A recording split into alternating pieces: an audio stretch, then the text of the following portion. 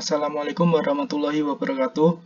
Perkenalkan, nama saya Wasilil Al-Fajar, NIM 520241917, Prodi Pendidikan Teknik Otomotif. Di sini saya akan mempresentasikan mengenai sistem pengisian konvensional pada kendaraan. Pada presentasi sistem pengisian konvensional ini, kita akan membahas mengenai satu, komponen utama sistem pengisian konvensional beserta fungsinya. 2. Cara kerja sistem pengisian pada saat kunci kotak on mesin belum hidup. 3. Cara kerja sistem pengisian konvensional pada saat putaran rendah. 4. Cara kerja sistem pengisian pada saat putaran sedang. 5. Cara kerja sistem pengisian pada saat putaran tinggi. Untuk yang pertama, kita akan membahas komponen utama sistem pengisian konvensional beserta fungsinya.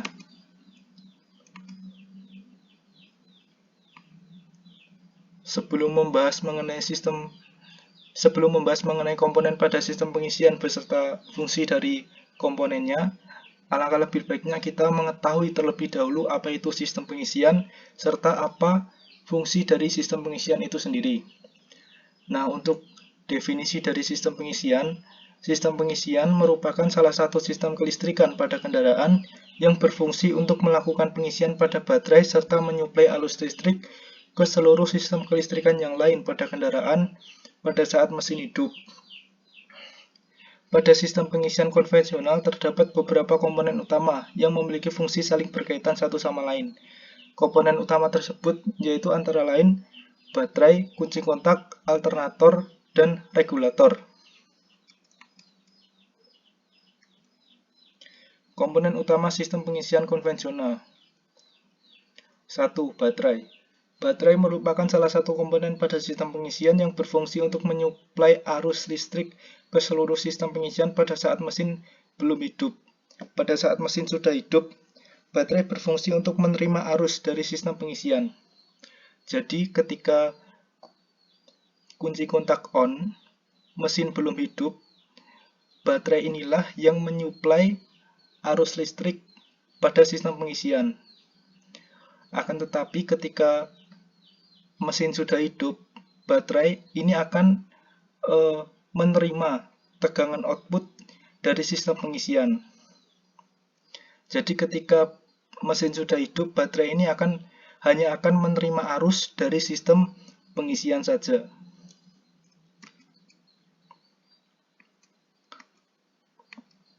Untuk komponen yang kedua yaitu kunci kontak. Kunci kontak atau ignition switch merupakan salah satu komponen pada sistem pengisian yang berfungsi untuk mengatur bekerja atau tidaknya sistem pengisian atau mengatur on-off-nya sistem pengisian pada kendaraan. Pada kunci kontak ini terdapat beberapa terminal, yaitu terminal IG, terminal B, terminal ST, dan terminal ACC. Nah, untuk sistem pengisian itu sendiri terhubung dengan terminal IG, sementara terminal B pada kunci kontak itu terhubung dengan baterai, sementara terminal ST itu terhubung dengan sistem starter, dan terminal ACC pada kunci kontak itu terhubung dengan sistem tambahan pada kendaraan atau sistem aksesoris pada kendaraan. Khususnya adalah komponen-komponen elektronik yang diaktifkan dengan kunci kontak. Komponen-komponen tambahan elektronik yang diaktifkan dengan kunci kontak. Untuk yang ketiga yaitu alternator. Alternator merupakan salah satu komponen pada sistem pengisian yang berfungsi untuk menghasilkan arus listrik, di mana arus listrik tersebut akan digunakan untuk melakukan pengisian pada baterai. Pada alternator ini terdapat beberapa komponen penting, yaitu kumparan rotor dan kumparan stator. Alternator dapat menghasilkan arus listrik itu karena pada alternator terdapat komponen kumparan rotor dan kumparan alternator. Sehingga pada saat mesin berputar, alternator juga akan berputar. Jika alternator berputar, maka kumparan rotor yang ada pada alternator itu berputar. Sehingga ketika kumparan rotor pada alternator itu berputar, medan magnet pada kumparan rotor itu juga akan berputar. Sehingga akan terjadi gesekan medan magnet antara kumparan rotor dan kumparan stator. Hal inilah yang akan menyebabkan kumparan stator menghasilkan arus listrik, lebih tepatnya yaitu arus listrik jenis AC atau bolak-balik. Sehingga arus listrik bolak-balik tersebut sebelum digunakan untuk melakukan pengisian pada baterai akan disearahkan terlebih dahulu oleh komponen yang namanya dioda banyak arah. Jadi ketika kumparan stator sudah menghasilkan arus AC, maka arus AC dari kumparan stator tersebut akan disearahkan terlebih dahulu oleh dioda, kemudian dapat digunakan untuk melakukan pengisian pada baterai.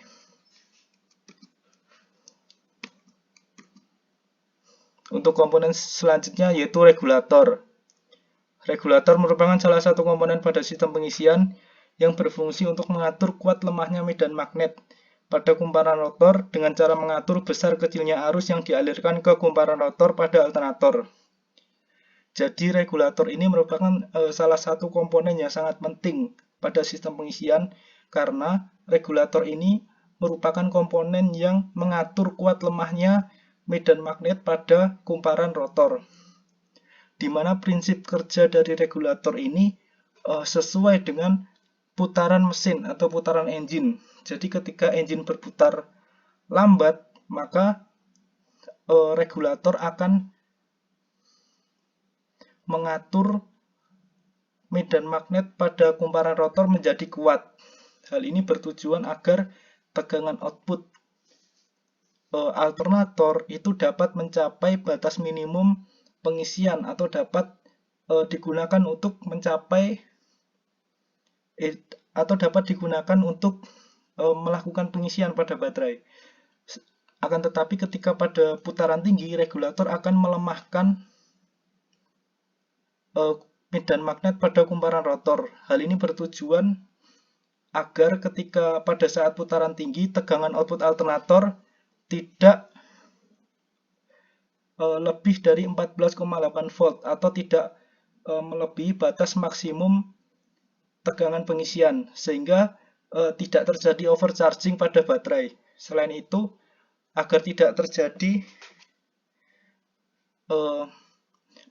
kerusakan-kerusakan pada komponen-komponen sistem pengisian, terutama pada komponen alternator.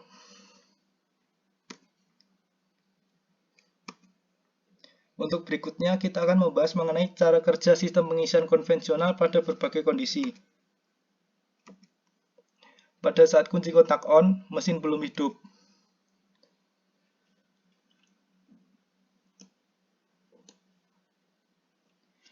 Pada saat kunci kontak on, mesin belum hidup, maka aliran arus pada sistem pengisian, yaitu arus dari baterai akan mengalir ke kunci kontak. Arus dari baterai ini akan mengalir ke kunci kontak, kemudian ke fuse, kemudian ke lampu indikator pengisian, kemudian ke P0, P1, kemudian diteruskan ke terminal E, regulator, dan ke massa. Hal ini akan menyebabkan lampu pengisian atau lampu indikator pengisian menyala. Selain itu, pada waktu yang bersamaan, arus juga akan mengalir ke terminal IG, PL1, PL0, terminal F regulator, terminal F regulator, terminal F alternator, slip ring positif, kumparan rotor, slip ring negatif, terminal E alternator, kemudian ke massa, sehingga akan terjadi medan magnet pada kumparan rotor. Nah, jadi ketika kunci kontak on, mesin belum hidup, itu terdapat dua peristiwa penting, yaitu menyalanya lampu pengisian dan terjadinya medan magnet pada kumparan rotor pada kumparan rotor yang ada pada alternator.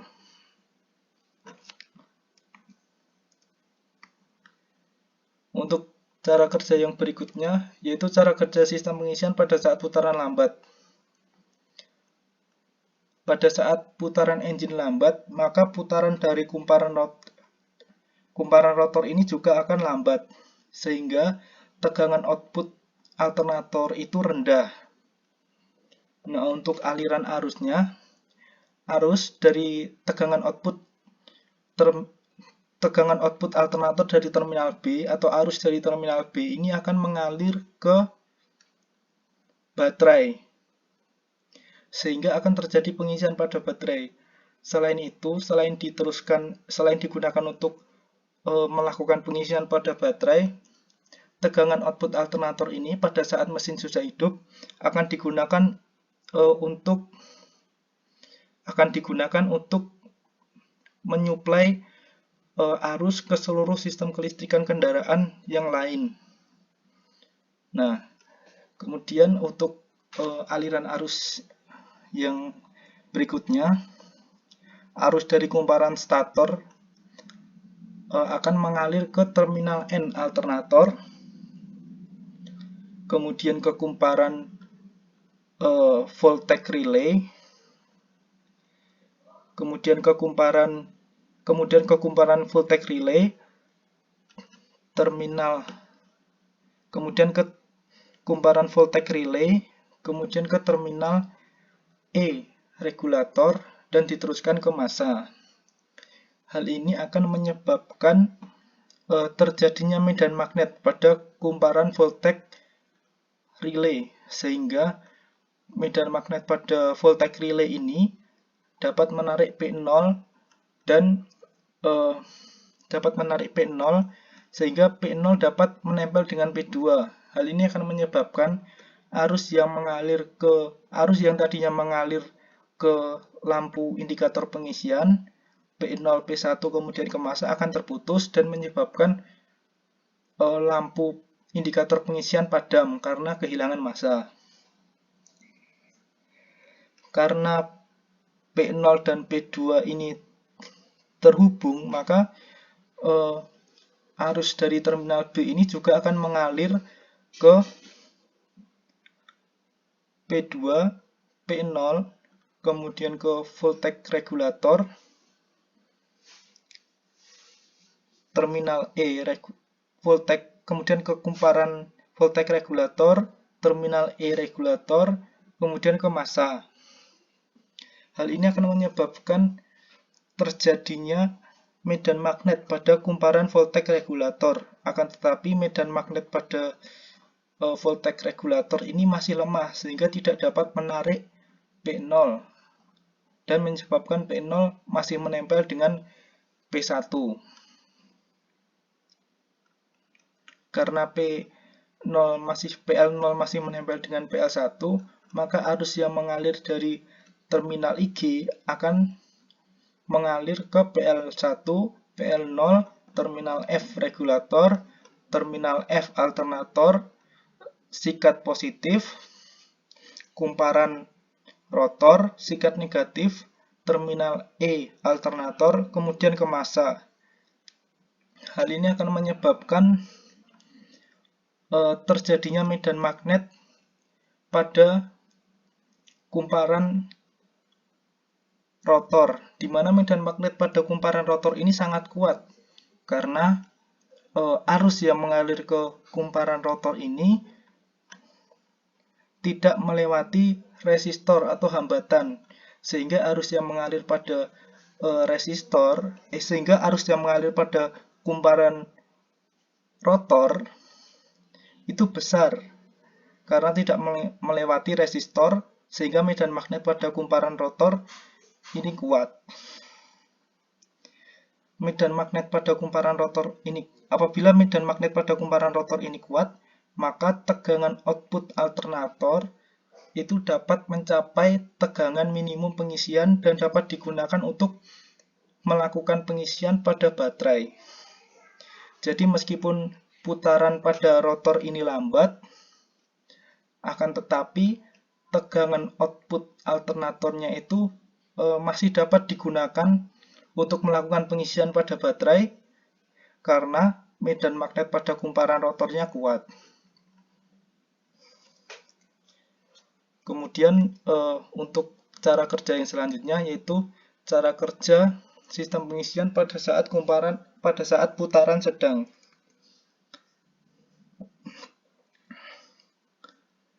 Pada saat putaran sedang, maka kumparan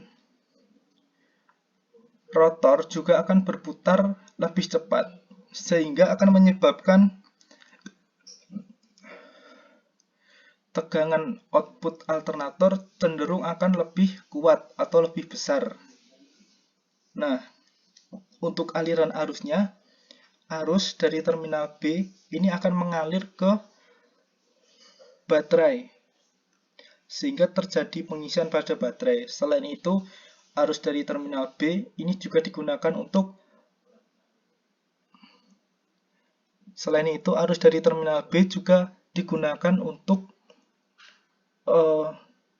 menyuplai listrik ke sistem kelistrikan yang lain pada kendaraan pada saat mesin sudah hidup. Kemudian untuk aliran arus berikutnya, arus dari kumparan stator akan mengalir ke terminal N alternator, kemudian terminal N regulator, kemudian ke voltage relay, terminal E regulator, dan diteruskan ke massa, sehingga akan menyebabkan terjadinya medan magnet pada voltage relay. Medan magnet pada voltage relay ini akan menarik P0 menempel dengan P2, sehingga arus yang mengalir ke lampu indikator, tadinya mengalir ke lampu indikator pengisian, kemudian ke P0, P1, kemudian ke massa akan terputus dan menyebabkan lampu indikator pengisian padam karena kehilangan massa. Nah, karena P0 ini menempel dengan P2, maka arus dari terminal B alternator ini juga akan mengalir ke terminal B regulator,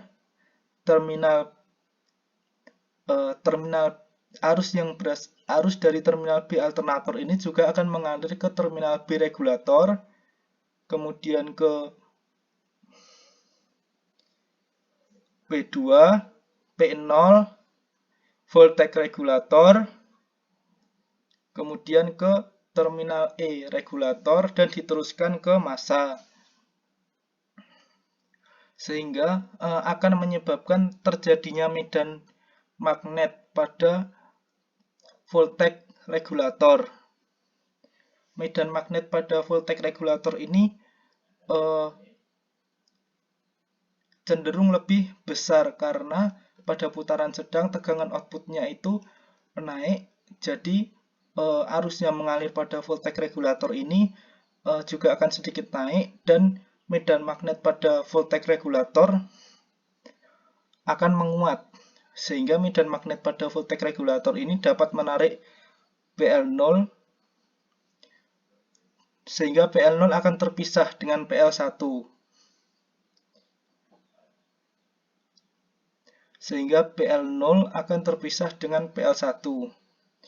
Hal ini akan menyebabkan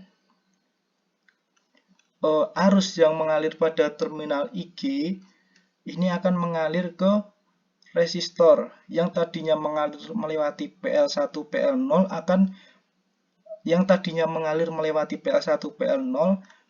akan mengalir ke resistor dan tidak melewati PL1 PL0 lagi karena PL1 dan PL0 sudah terpisah. Nah, jadi arus yang mengalir pada terminal IG akan mengalir ke resistor, terminal F regulator, terminal F alternator, sikat positif, kumparan rotor, sikat negatif, terminal E alternator kemudian ke massa, sehingga akan menyebabkan medan magnet, sehingga akan menimbulkan medan magnet pada sehingga akan menghasilkan medan magnet pada kumparan rotor. Medan magnet pada kumparan rotor ini cenderung melemah karena arus yang mengalir dari terminal IG ke kumparan rotor ini melewati resistor, melewati resistor atau hambatan, sehingga arus yang mengalir ke kumparan rotor ini akan sedikit menurun dan medan magnet pada kumparan rotor ini melemah. Jadi pada saat putaran sedang, meskipun tegangan output alternatornya naik, akan tetapi medan magnet pada kumparan rotor ini akan melemah. Hal ini bertujuan agar tegangan output alternator tidak terlalu tinggi pada saat putaran sedang.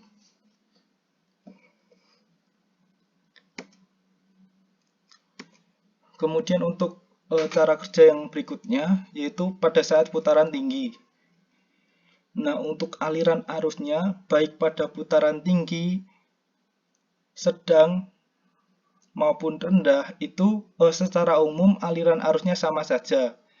Yang membedakan hanyalah besarnya tegangan output alternator, serta kuat lemahnya medan magnet pada kumparan rotor dan kumparan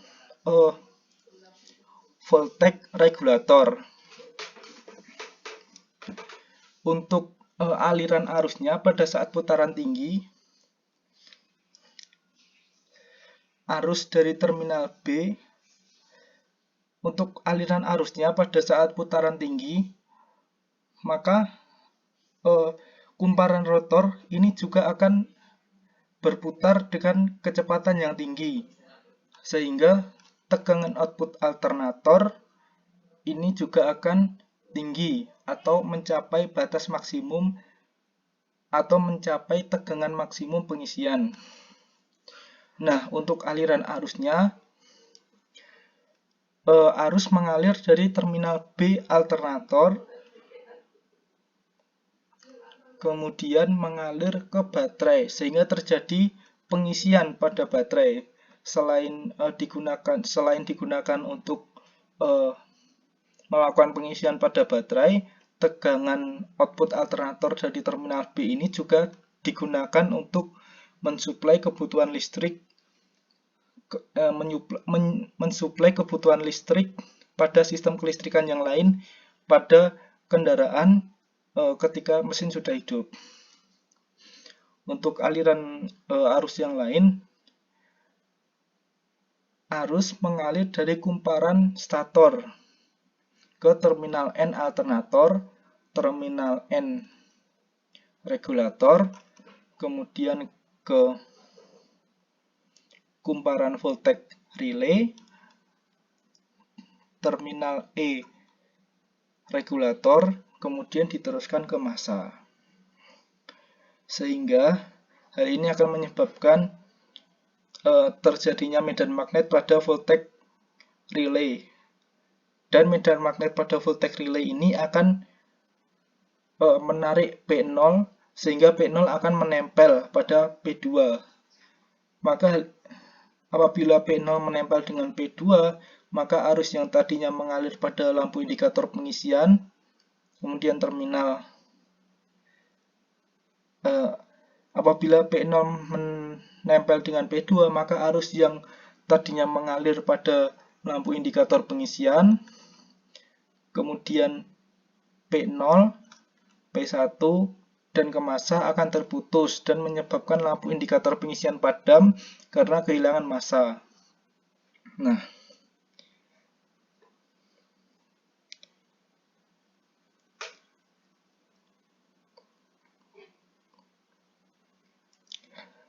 karena P0 ini menempel dengan P2, maka arus dari terminal B alternator juga akan mengalir ke terminal B regulator, kemudian mengalir ke P2, P0, kumparan voltage regulator, terminal E regulator, kemudian ke massa. Hal ini akan menyebabkan terjadinya medan magnet pada kumparan voltage regulator. Medan magnet pada kumparan voltage regulator ini sangat kuat sehingga dapat menarik PL0 sampai menempel dengan PL2. Nah, apabila PL0 ini menempel dengan PL2, maka arus yang mengalir pada terminal IG ini akan mengalir ke resistor PL0, PL2, kemudian akan langsung diteruskan ke massa atau akan di-groundkan. Nah, hal ini akan menyebabkan arus yang tadinya mengalir ke kumparan rotor akan terputus, sehingga medan magnet pada kumparan rotor ini untuk sementara waktu akan hilang. Apabila medan magnet pada kumparan rotor ini hilang, maka tegangan output alternator akan sedikit menurun. Nah, apabila tegangan output alternator ini sedikit menurun, maka arus yang diteruskan ke voltage regulator juga akan sedikit menurun. Medan magnet pada kumparan voltage regulator ini akan sedikit melemah. Apabila medan magnet pada kumparan voltage regulator ini melemah, maka PL0 akan terputus dengan PL2 dan posisinya mengambang. Nah, ketika PL0 ini terputus dengan PL2, maka arus dari terminal IG, arus pada terminal IG ini akan mengalir ke resistor, kemudian terminal F regulator, terminal F alternator, kumparan rotor, terminal E alternator, kemudian ke massa. Sehingga medan magnet pada kumparan rotor ini terdapat arus yang mengalir ke kumparan rotor lagi, dan medan magnet pada kumparan rotor akan menguat lagi. Tegangan output alternator juga akan menguat lagi, sehingga arus yang mengalir ke voltage regulator juga akan besar. Medan magnet pada voltage regulator akan menguat lagi, PL0 akan menempel pada PL2 lagi, kemudian arus dari terminal IG akan di-groundkan dan tidak terdapat arus yang mengalir pada kumparan voltage kemudian tidak terdapat arus yang mengalir pada kumparan rotor lagi. Begitu seterusnya. Jadi ketika pada putaran tinggi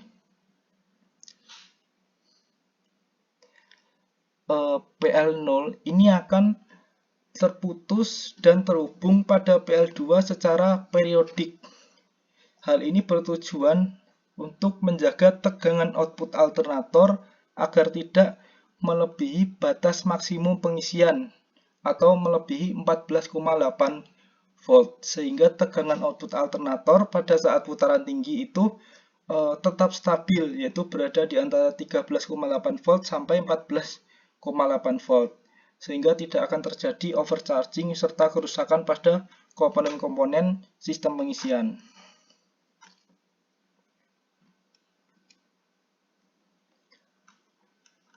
Sekian presentasi dari saya, kurang lebihnya mohon maaf. Wassalamualaikum warahmatullahi wabarakatuh.